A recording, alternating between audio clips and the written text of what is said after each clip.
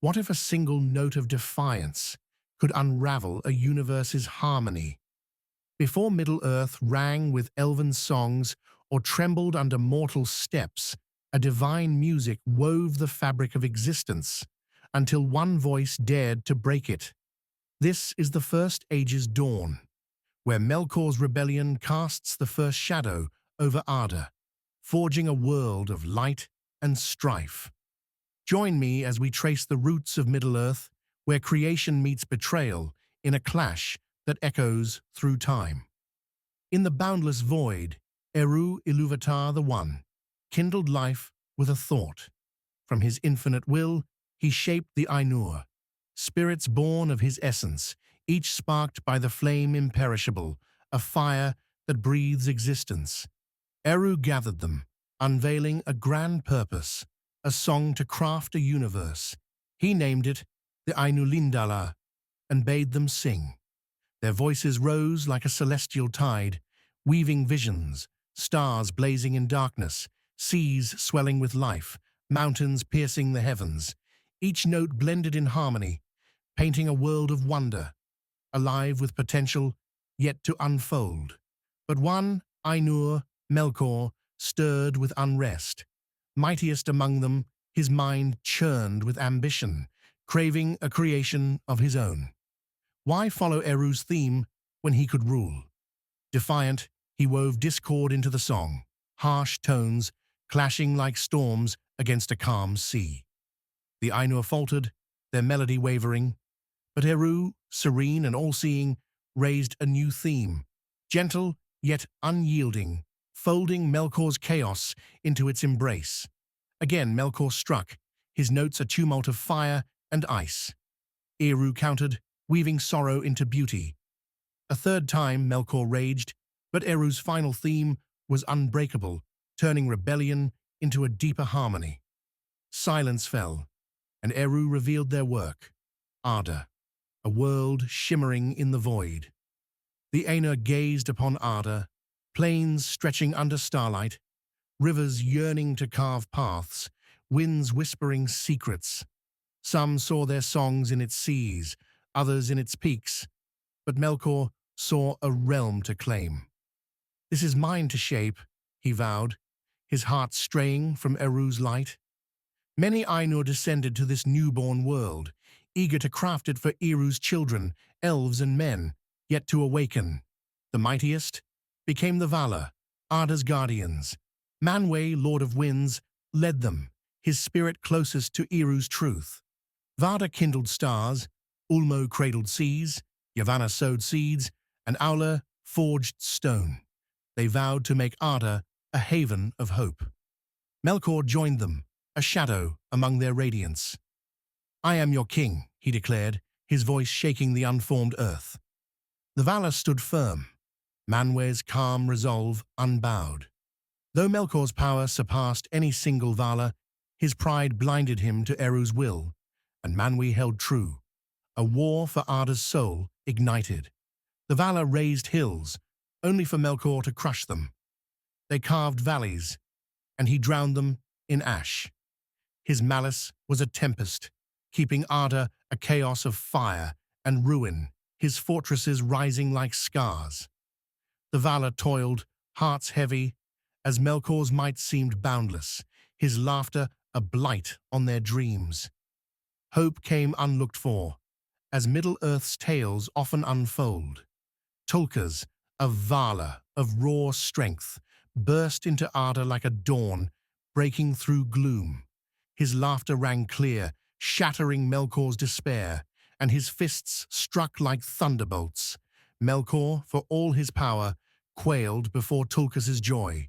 He fled beyond Arda's bounds, a shadow driven into exile, leaving the world free at last. The Valar rejoiced, their spirits soaring, believing the darkness banished, their creation safe for Eru's children to inherit one day. With Melkor gone, they raised two mighty lamps, Iluin, silver and radiant in the north, and Ormol, golden and warm, in the south. Their light merged, flooding Arda with life. Trees stretched skyward, creatures roamed, and a springtime bloomed, fragile yet vibrant. At Almarin, the Valar built a home, a haven of peace where they planned for elves and men. Manwë's breezes danced, Varda's stars gleamed, Yavanna's forests whispered, and Ulmo's waves sang. The world felt whole, a cradle for wonders yet to come, its air alive with promise. Yet even in this golden hour, a shadow lingered, unseen by the Valar's light.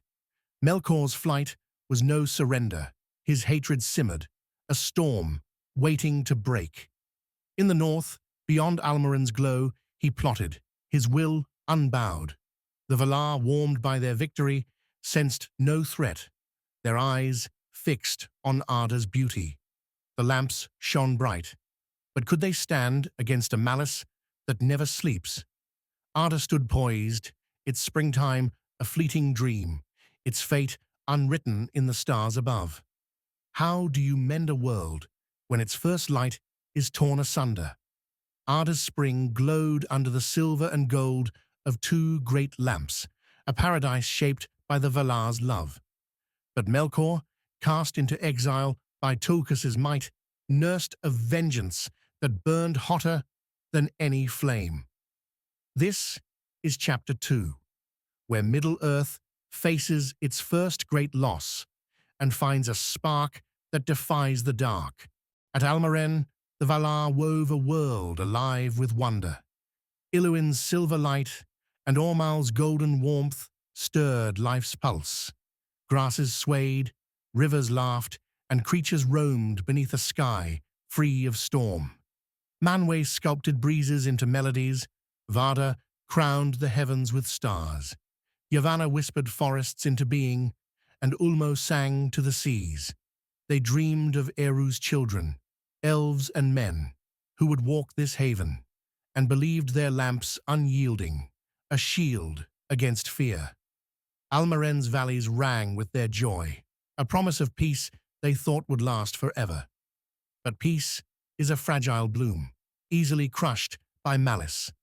Far in the north, beyond the Valar's sight, Melkor carved Utumno, a fortress of iron and fire, its halls echoing dread. He summoned Maiar, spirits swayed by his rebellious song, their loyalty bound to his ambition. He forged blades of cruel steel and bred creatures of spite, their twisted forms a mockery of Yavanna's designs. Melkor sought not creation, but dominion, to remake Arda as his throne. As the lamps shone, he watched, his hatred a silent storm, biding its moment to strike. The Valar, lulled by their triumph, missed the creeping decay. From Utumno, a subtle rot spread. Streams soured, leaves withered, a chill gripped the air. Yavanna felt the earth's unease, but none named its cause. Melkor, cunning as a viper, waited until their guard faltered. With a host of Maiar, he surged from the dark, a shadow ablaze with wrath. He struck Iluin first, its silver tower collapsing in a blaze that scorched the land. Ormal fell next, its golden light bursting into torrents of flame. Arda quaked, seas roared, and the springtime burned to ash. Almaren's green drowned in fire and flood. The Valar fought to stem the ruin. Ulmo wrestled tides, Manwë tamed winds, Aule battled flames, but the lamp's destruction was too vast. Melkor slipped back to Utumno, his laughter a blade in the chaos. The Valar stood amidst the wreckage, their haven lost, Almaren's valleys a grave of ash. Grief gripped them, but Eru's children were near awakening, and Arda could not stay dark. They turned west to Aman, a land spared Melkor's touch, and raised Valinor, a realm cradled by the Pelori Mountains, a fortress of light against the world's woes. In Valinor, Yavanna walked barren slopes and sang a hymn of defiance. From her voice sprang the two trees, Telperion, silver and shimmering, its leaves like moonlight, and Laurelin golden and fierce, its blossoms aglow with fire. Their light, cycling like day and night, bathed Valinor in splendor. Flowers bloomed, birds wove songs, life pulsed anew. The Valar watched, awestruck, as Telperion's dew sparkled like stars, and Laurelin's leaves burned with hope. Valinor became a sanctuary, its glow a promise beyond Melkor's reach. But Middle-earth, left behind, grew wild and shadowed. Melkor claimed it, his will a blight. From Utumno and a new stronghold, Angband, he sent spirits to haunt the land, sowing dread. His Maiar, led by Sauron, a cunning shadow, prowled its wastes. Then, at Cuiviénen in the east, the elves awoke under starlight, their voices weaving wonder, eyes bright with the world's first beauty. Melkor's spies found them, snatching the unwary into Utumno's pits, where hope was a forgotten dream. In those depths, Melkor wrought a horror. Through torment and dark craft, he twisted elves into orcs, a vile parody of Eru's firstborn. Their spirits broken, their forms warped, they bore only hatred, eyes empty of starlight. Melkor reveled in this blasphemy, a wound to Eru's heart. The elves who escaped hid in Cuiviénen's shadows, their songs edged with fear, trust in the world shaken by unseen terrors stalking the night. In Valinor, the Valar felt Arda's cry. Orome, the hunter, rode to Middle-earth on Nahar, his horn piercing the dark. Through tangled woods, he found the elves at Cuiviénen, radiant yet trembling, their spirit unbroken despite circling shadows. Orome swore to shield them, naming them kin. But he saw Melkor's mark, orcs, fear, Utumno's stain, and returned to Valinor, face stern. The firstborn are hunted, he told Manwë, voice a blade. Melkor's shadow grows unchecked. The Valar could no longer turn away. Beneath Telperion's glow, Manwë called a council, Tulka's clenched fists eager to face Melkor. Yavanna wept for her lost spring, her voice a plea. Ulmo, like the sea's roar, urged action. They resolved to strike. The War of the Powers began, a storm to break Melkor's hold. The Valar marched on Utumno, their light a tide against darkness, their will united for Eru's children. Tulkas led, his laughter shattering despair. Manwë's winds tore Melkor's gates, Ulmo's waters drowned his pits, Auli's hammer broke his walls. Melkor's Maiar fled, their courage crumbling. Melkor stood, a titan of flame. But the Valar's unity was his doom. Tulkas seized him, pinning him to earth. Aula forged Angainor, a chain no strength could snap. Melkor was dragged to Valinor, crown shattered, and cast into Mandos for 3 ages, a prisoner of his malice. Utumno's spires fell, though its deepest vaults hid secrets, Sauron among them, unseen. Valinor shone brighter, the 2 trees a beacon of hope. Middle-earth bore scars, Angband watchful in the north, but the elves at Cuiviénen sang on, their voices a fragile light. Valinor stood as a promise, its light a shield, yet the world beyond waited, its fate unwritten under starlit skies. What spark can birth beauty and doom in equal measure? Valinor glows under the 2 trees, a golden age for elves, weaving wonders in its light. But one elf's genius and his pride will kindle a fire no sea can quench. This is Chapter 3, where the Silmarils shine, and Fëanor's oath binds Middle-earth to a path of blood and sorrow. Beneath Telperion's silver and Laurelin's gold, Valinor bloomed, a paradise cradled by the Pelori Mountains. The Valar shaped halls that gleamed like stars, their songs mingling with the trees' radiance. Into this splendor came the Elves, Eru's firstborn, led from Cuiviénen by Orome's horn. The Vanyar, golden-haired, sought Valinor's heights in serenity. The Teleri loved the sea, lingering by its shores. The Noldor, deep-minded, hungered for craft, their hands forging marvels. Some elves, The Avari stayed behind, wary of the Valar's call, but those in Valinor built Tirion, a city where gems caught starlight and blades sang in the forge. Under King Finwë, the Noldor excelled, their works rivaling the Valar's own. Among them rose Fëanor, Finwë's son, a prince whose spirit blazed like flame.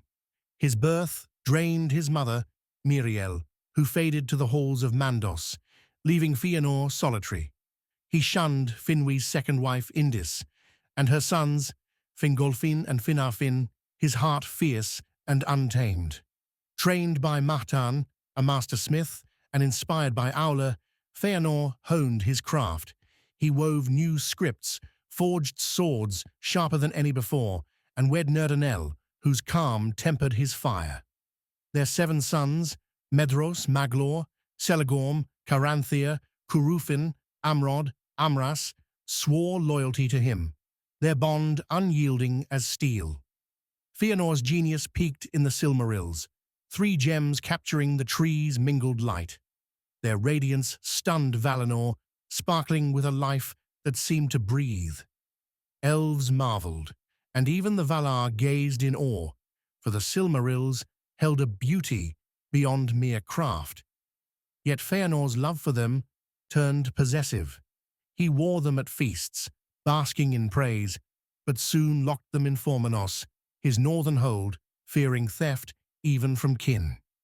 His heart whispered that their light was his alone, blind to its source in the trees, a greed that sowed cracks in the Noldor's unity.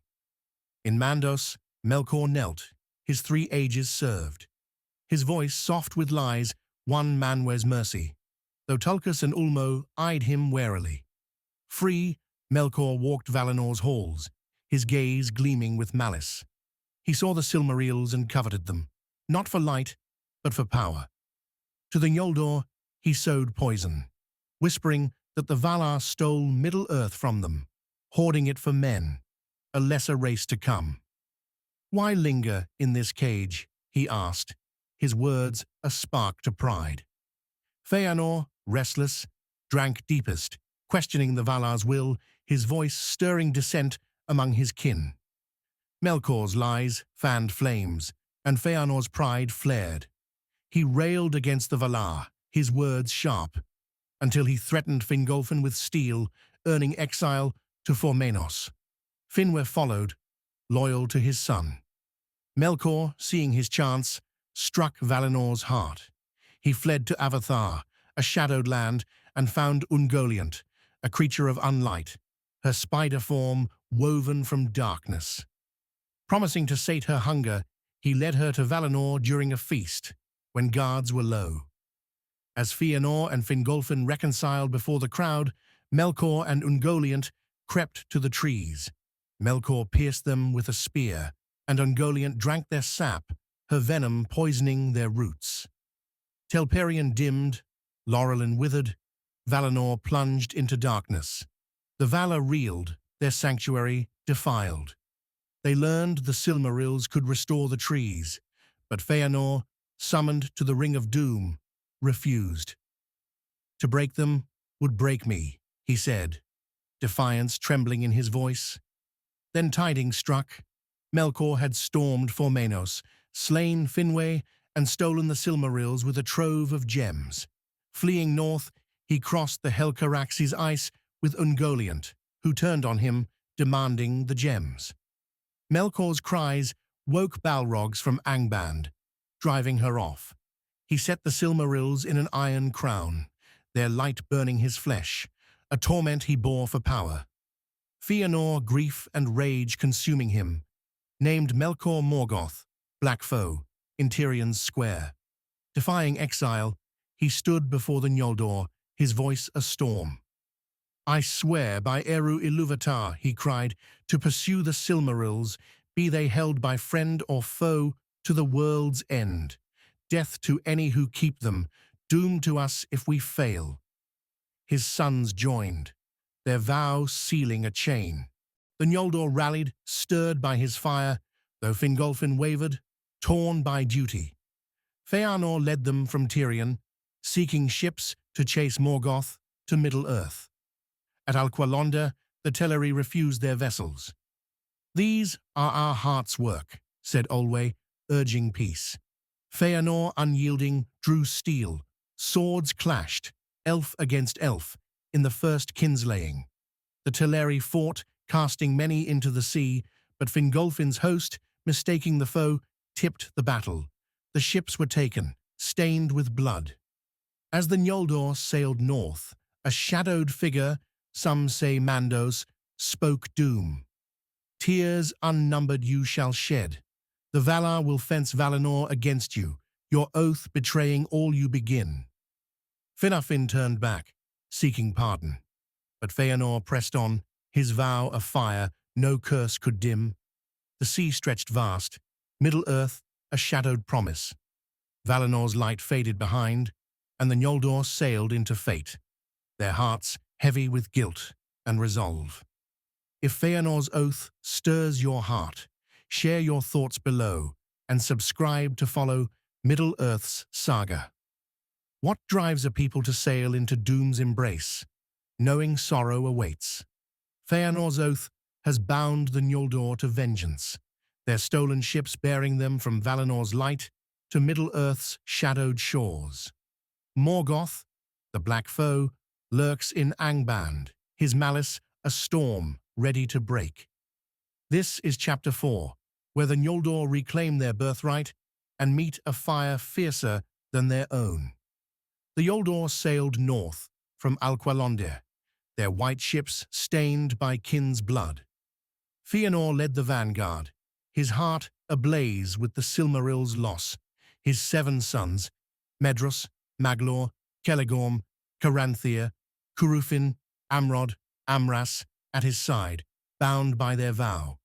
Fingolfin, half-brother, followed with a larger host, torn between loyalty and the doom of Mandos's weight. Fingolfin had turned back, seeking Valinor's pardon, but Fingolfin pressed on, driven by honor to mend their shame. The sea raged, storms, perhaps Ossa's grief for the Teleri, testing their will, yet the Noldor's resolve held, their eyes fixed on Middle-earth. They landed at Losgar, a bleak shore in Lammoth, where cliffs echoed the sea's roar. Fëanor's host stepped onto cold earth, Middle-earth far from Valinor's glow. Stars alone lit their path, for sun and moon had not risen. Maedhros, loyal yet wary, asked who would sail back for Fingolfin's stranded host. Fëanor's heart had hardened. "Let the weak remain," he spat, ordering the ships burned. Flames devoured the Teleri's vessels, a pyre lighting the night. Across the bay, Fingolfin's host saw the blaze, betrayal cutting deeper than any blade. With no ships, they faced the Helcaraxa, a frozen hell of grinding ice, or disgrace in Valinor. Fëanor cared not. His gaze turned north to Angband, where Morgoth hid the Silmarils. Middle-earth was no longer the starlit land of old. Morgoth's reign twisted it into dread. From Utumno's ruins and Angband's gates, orcs swarmed, bred in dark pits. Balrogs prowled, and Sauron, Morgoth's cunning lieutenant, watched with eyes of malice. Yet the Noldor's arrival stirred unease in Morgoth. He hadn't foreseen their fire, kindled by Valinor's light, nor their defiance against his shadow. Fëanor led his host through Hithlum's rugged hills, seeking Angband's gates. They camped by Lake Mithrim, swords gleaming under stars, hearts set on vengeance. Morgoth, no idle foe, sent spies and loosed a horde of orcs to crush them before they could rally. Thus began the Dagor Nuin-Gileath, the battle under the stars, a clash to test the Noldor's strength in a world they no longer knew, their blades against a tide of darkness. Orcs surged, outnumbering Fëanor's host, yet the Noldor, forged in Valinor's radiance, were no easy prey. Their swords, honed by Aula's craft, sang through flesh, their spirits burning with a light Morgoth could not grasp. Fëanor charged, his blade a streak of fire, cutting orcs like chaff. His sons fought beside him, Maedhros swift, Celegorm relentless, Maglor's spear unerring. The orcs faltered, their crude weapons breaking against elven steel. For 10 days, the Noldor drove them across Ardgalen's green, scattering their ranks, the stars bearing witness to a slaughter that left the foe broken and fleeing north. Fëanor, drunk on victory, pursued the remnants, wrath blinding him. His sons urged restraint, but he rode ahead, outpacing his host until he stood alone on Dor Daedaloth, Angband's edge. There, orcs turned, joined by Balrogs, demons of fire and whip. Fëanor faced them, sword clashing against flame, his spirit a star in the dark. He fought with fury, wounding many, but their numbers wore him down. Blows rained, his strength waned, yet he stood, defiant to the last. Gothmog, Balrog Lord, struck the final blow, a fiery mace shattering Fëanor's guard. As death loomed, his sons arrived, blades driving demons back. They bore Fëanor from the field, his body broken. On a hillside, he halted them, breath fading. Gazing at Angband's spires, he cursed Morgoth thrice, each word a vow. "Tell my sons to hold fast," he gasped. To reclaim the Silmarils, his spirit blazed forth, too fierce for flesh, burning his body to ash, a star extinguished under Middle-earth's sky. Maedhros took his father's mantle, though the crown hung heavy. The Noldor mourned, victory soured by loss. The battle under the stars proved Morgoth's hordes could bleed. Hithlum held free, but Fëanor's death left a void, his oath a chain on his sons. Across the sea, Fingolfin's host endured the Helcaraxi, losing many to ice and despair, yet pressing on, hearts steeled by betrayal. Morgoth tightened his grip, breeding orcs, rousing Balrogs, plotting to crush this spark of defiance. In Beleriand's south, Sindar Elves, who never left, faced Morgoth's wrath. Thingol ruled Doriath, shielded by Melion's magic, while Círdan held the Falas' havens. The Noldor's return stirred hope, but also fear of strife to come. Middle-earth stood poised, its fate a shadow under starlight, the Silmarils a distant gleam. How do you stand against a darkness that grows with every dawn? The Noldor have claimed Middle-earth, their swords bloodied in the battle under the stars. Morgoth's shadow looms from Angband, unyielding and vast. This is Chapter 5, where a fragile peace is forged and shattered by a fire that burns hope to ash. Fëanor's ashes scattered, Maedhros named High King. The Noldor faced a fractured dawn. Fingolfin's host, betrayed at Losgar, endured the Helcarax's frozen hell, losing wives to icy depths, children to biting winds. Fingolfin emerged unbroken, leading his people to Hithlum's hills. By Lake Mithrim, they met Maedhros's host, mistrust thick. Swords nearly clashed, until Fingon, Fingolfin's son, scaled Thangorodrim to free Maedhros, chained by Morgoth's cruelty. With Thorondor, king of eagles, Fingon cut Maedhros's hand, sealing their bond. Maedhros yielded the crown, and Fingolfin became High King, uniting the Noldor under one banner. A new light rose. The moon, crafted from Telperion's last flower, climbed the sky, silver and serene. Then the sun, born of Laurelin's final fruit, blazed forth, named Anar, though the Noldor called it Vasa, Heart of Fire.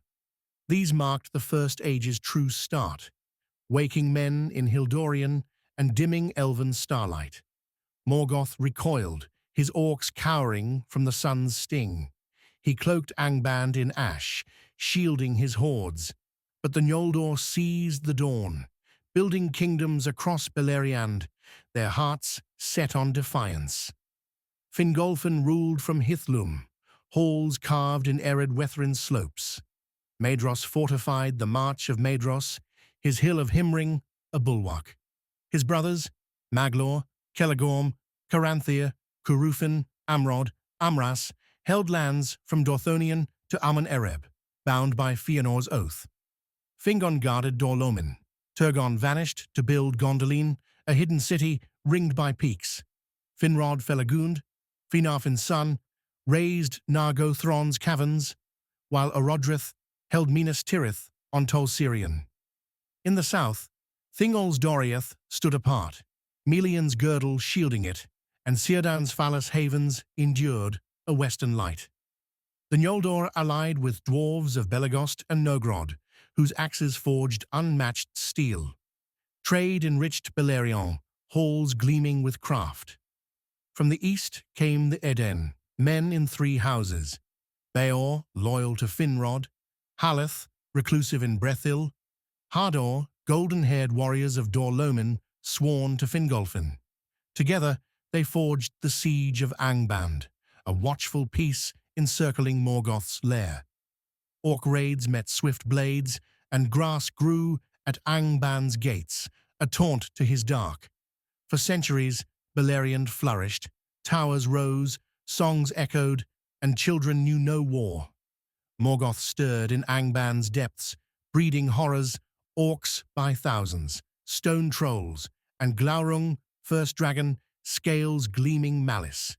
He sent spies, twisting captives into traitors, his patience a blade honed slow.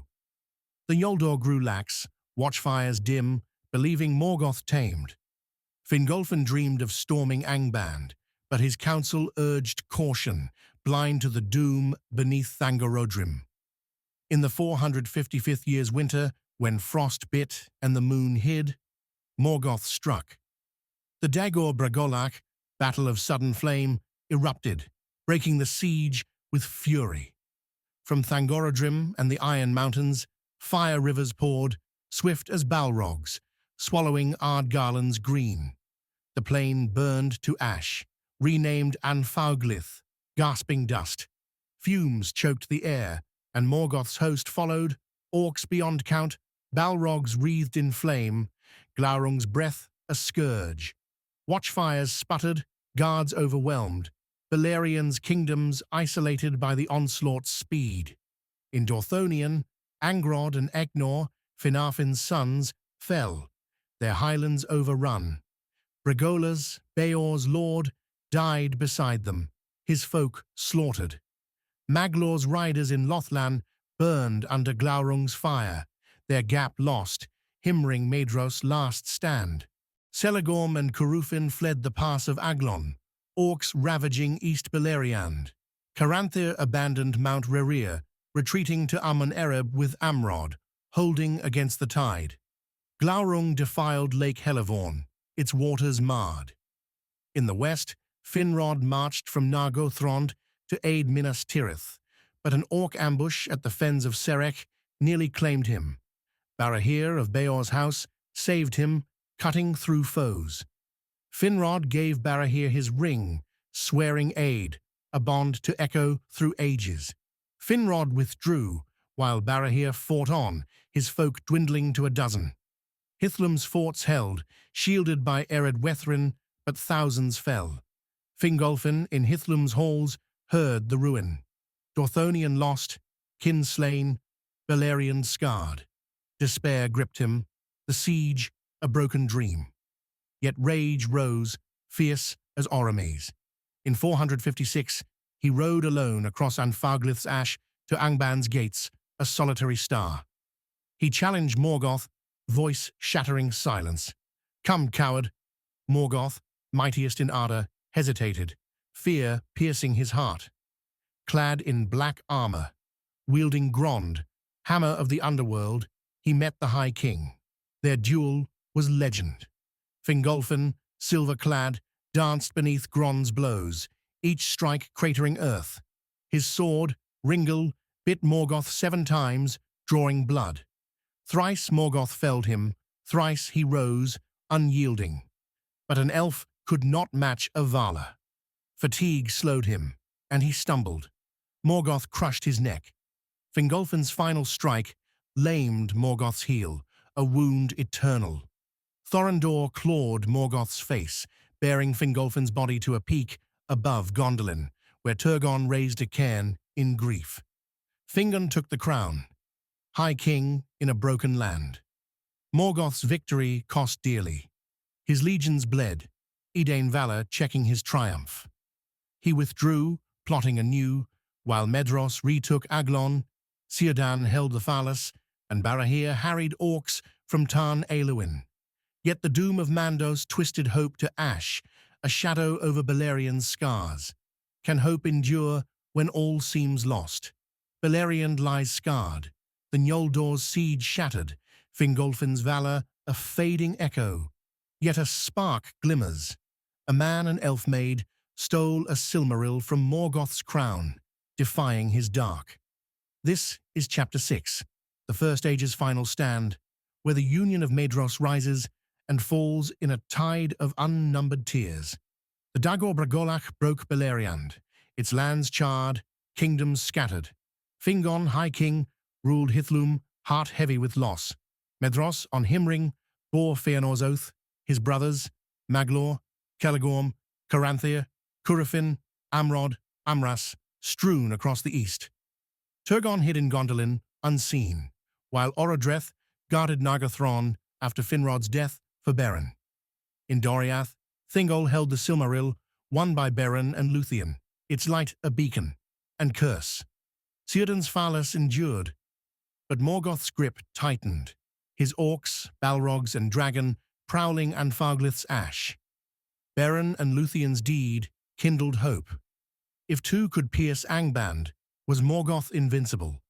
Maedhros, spirit aflame, forged the union of Maedhros in the 468th year, a pact to crush the black foe. Elves rallied. Fingon's host from Hithlum, Beleg, and Mablung from Doriath. Gwyndor's band from Nargothrond, defying Orodreth. Dwarves of Belegost and Nogrod sent axes, forges blazing.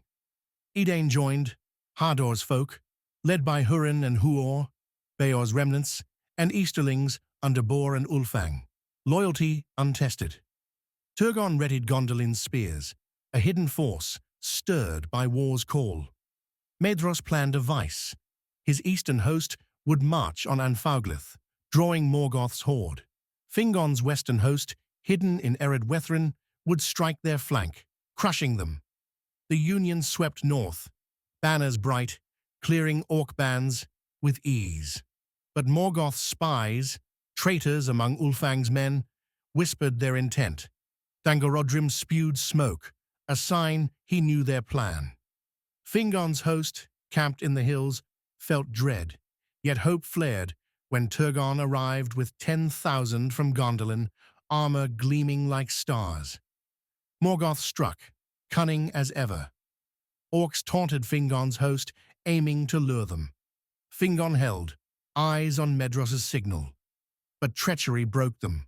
Orcs paraded Gelmir, Gwyndor's brother, blinded and hacked apart before the elves.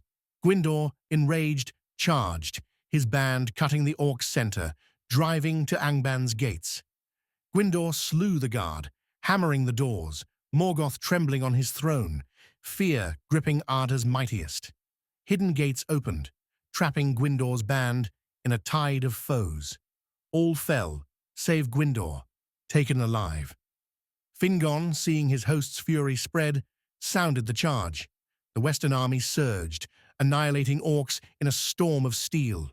But Morgoth's true host poured forth. Orcs, trolls, Balrogs led by Gothmog, High Captain.